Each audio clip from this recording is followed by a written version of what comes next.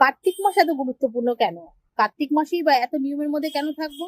দেখুন, কার্তিক মাসটায় কিন্তু ভগবানের দামবন্ধন লীলা সংগঠিত হয়েছিল, যে লীলা ভক্ত আর ভগবানকে খুব কাছের করে নেয়। নিয়মের মধ্যে থেকে বা ভগবানকে ভালোবেসে ভগবানের সান্নিধ্য লাভ করা যায়। সেই লীলা আস্বাদন করলে আমরা কিন্তু বুঝতে পারি।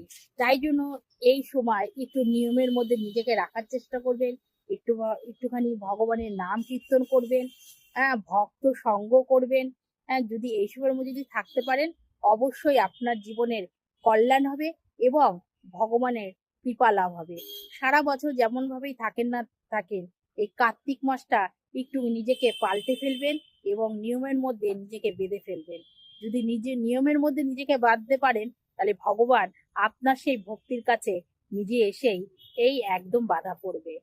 রাধে রাধে, হরে কৃষ্ণ।